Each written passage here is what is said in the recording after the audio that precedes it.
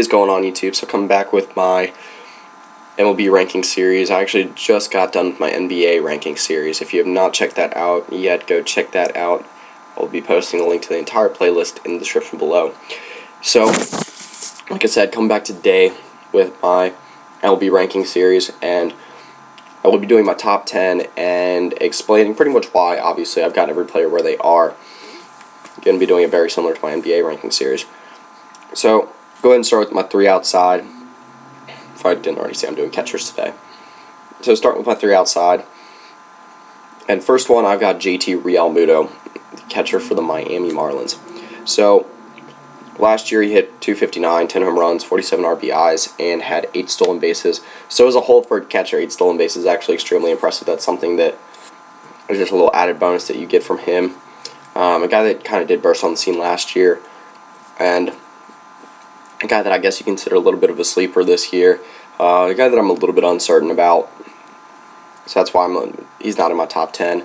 But also a guy that, if you are inside the top 13, obviously you're in the upper half of MLB catchers, a guy that's still worth taking in fantasy baseball, or still worth getting a look at if you do play fantasy baseball, or if you're just trying to find out who the best catchers are heading into the 2016 baseball season.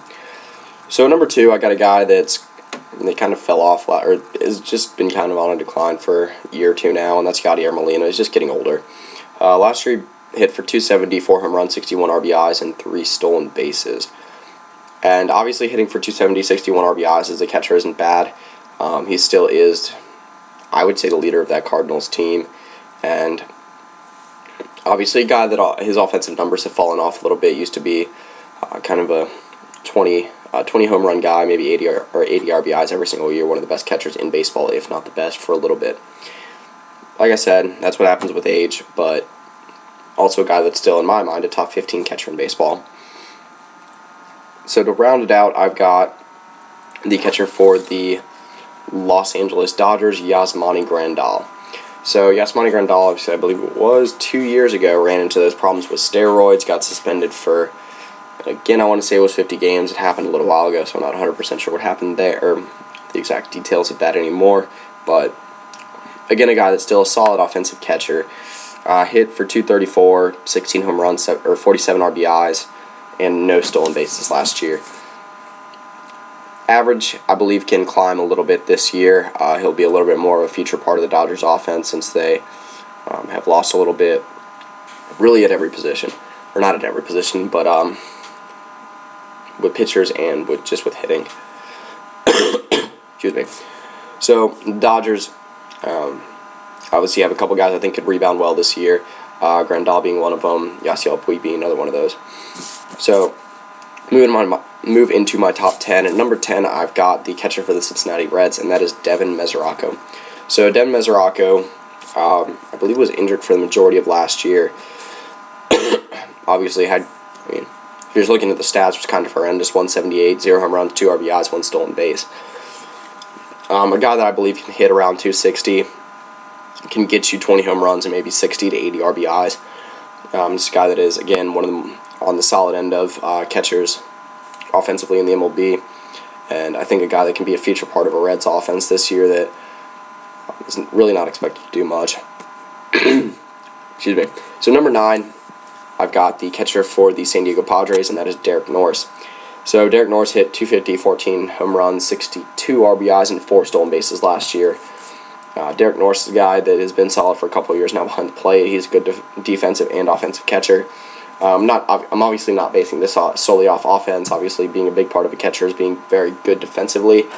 And, again, I think Derek Norris is one of the best offensive catchers in baseball. Playing in kind of a pitcher-friendly ballpark, but playing on a Padres team that took a lot of big... excuse me. Sorry. Gotta clear my throat. Playing on a Padres team that had big expectations last year and really didn't meet them, along with the Mariners as well. There were a couple of West Coast teams that made big offseason acquisitions and really pan out. But like I said, Padres team that you should probably watch out for this year, and a team that can be pretty good offensively. So move on to my number 8 catcher, and I've got the Oakland Athletics, Stephen Vogt. So Stephen Vogt was a guy that really did burst onto the scene last year. Not like he's a young player. I believe he's turning 32 this year. But like I said, really just never a guy that got a chance. Playing in the Tampa Bay Rays system for a little bit, moved over to the Oakland A's, I believe, in late 2014, maybe early 2015. Again, not 100% sure on that. But ended up hitting for 261, 18 home runs, 71 RBIs last year. Like I said, really was very, very solid. One of the best offensive catchers in baseball through the first half of the season last year. Did finish well as well, but a guy that offensively was one of the best catchers in baseball last year. So move on to my number 7, and I've got the Baltimore Orioles' Matt Wieters. Excuse me. Sorry, I'm kind of a shit show right now. So Matt Wieters was a guy that was talked about leaving Baltimore this past offseason, and obviously he is staying. Had a down year offensively, 267, 8 home runs, and 25 RBIs, no stolen bases. A guy that can hit for around 270, has a potential for 15 home runs and 75 RBIs. Probably more realistically around 60. But a guy that I think will have a big rebound year. The Orioles team that's competing with a very, very talented AL East this year should be an improved Red Sox team, an improved Rays team, and then Blue Jays and Yankees teams that are obviously very stacked as well. Really no down team when you think when you're just thinking pure talent-wise in the AL East this year. So move on to my number 6, and I've got the New York Mets' Travis d'Arnaud. So to me, d'Arnaud can be one of the best offensive catchers in baseball this year. Definitely not a bad year last year. 268, 12 home runs, and 41 RBIs. A guy that's got a lot of power potential, and I think if any year he's going to realize it should be this year. I believe a guy that's around 25, 26 years old, maybe 27. I'd have to go back and check on that. But a guy that should be entering his prime right now for hitting, and a guy that's not the best defensive catcher in baseball, but again, a guy that is one of the better offensive catchers in baseball, and I think a guy that could really have a breakthrough year this year. So move on to my number 5, and I've got the Kansas City Royals' Salvador Perez. So Salvador Perez is a guy, I've kind of got him and Russell Martin tied at 4, tied at 5, but overall I think that I'd put Russell Martin ahead of Salvador Perez, but this is a guy that hit for 259, 21 home runs, and 70 RBIs with 1 stolen base for the World Series champs of last year, the Kansas City Royals. And again, a guy that I think could be just as consistent this year. I think the average could come up a little bit and could really make him, like I said, one of the best offensive catchers in baseball, as he really is already. He's a guy that is a featured part of the Royals lineup, and also a guy that I think a guy that has the potential to be the home runs leader as far as catchers go.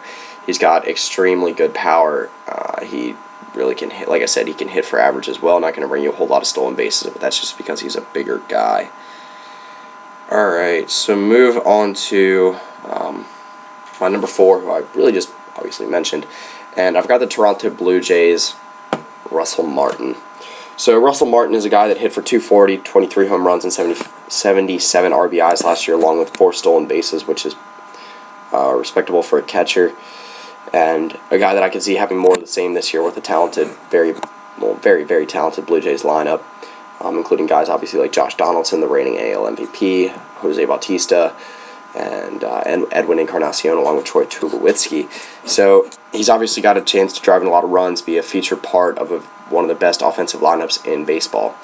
He's a guy that I believe could bring up that average to around 245, 250, and still hit for around the same power numbers. Obviously, I think he's on the latter end of his prime right now as a guy that's been around for a little while. So move on to my number 3, and I've got the New York Yankees' Brian McCann. So Brian McCann was a guy that led by quite a bit in home runs last year for catchers, unless you consider Kyle Schwarber. Now, before I go on, I do want to mention that I do not have Kyle Schwarber listed as a catcher. For me, he's listed as an outfielder, where he will probably be playing this year. I know he is eligible in fantasy baseball for a catcher, but these are not fantasy baseball rankings. So Brian McCann last year hit 232, 26 home runs, 94 RBIs, 1 RBI off for tying for the lead with Buster Posey. He's a guy that I think will bring up the average to around 240 this year, playing in obviously a very talented Yankees lineup, and a guy who I think will probably keep steady power numbers. If anything, I think that RBI numbers might drop this year. If the Yankees have a little bit more of a solid offensive year, then they might steal some of the RBIs away from Brian McCann. So, move on to my number 2, and I've got the Milwaukee Brewers' Jonathan Lucroy. So, Jonathan Lucroy had a down year last year as a whole. In my opinion, still the second best catcher in baseball. He's a very solid defensive catcher. Hit for 264, 7 home runs, and 43 RBIs last year with 1 stolen base. So, I think a guy that could progress to being back to I think the average is right around where it should be, but I think the power numbers could climb to around 15 RBI or 15 home runs, and then the RBIs could climb up to around 65. Kind of regain the form he found in 2013 and 2014. Now, again, a guy to me that is one of the best defensive and one of the best offensive catchers in baseball. Offensively, if you just rated him on that, might be around 4 or 5. But again, he is a very good defensive catcher, one of the best in baseball. So move on to my number 1, and obviously I have the San Francisco Giants, Buster Posey. Buster Posey, guy that I think could lead a World Series caliber Giants team this year. If you guys did actually watch my World Series prediction, I have the Giants in the World Series. If you have not seen that yet, I will be putting the link to that in the description below. But again, Buster Posey, a guy that hit for 318 last year, 19 home runs and 95 RBIs with 2 stolen bases. Again, I took out Kyle Schwarber in these rankings. He is in my outfield rankings.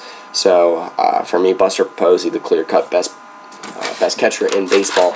Obviously a good defensive catcher, and by far the best offensive catcher. So that concludes my catcher rankings. So I will be coming back tomorrow with my first base rankings. Then I'll kind of climb through the infield, outfield, and then move into DH and pitcher. So yeah, that's pretty much it. Good start to my MLB rankings, and I'm very excited to come back tomorrow with my next one. So that's pretty much it. So yeah. I have already done my MLB season preview and predictions for this year, but I did not actually go through my World Series prediction. I wanted to save that for a separate video. I already did my division winners, my wild cards. If you want to go through and see all that, plus all the rest of my predictions, I will put that link to the video probably in the description below, and then it'll also probably be in the outro.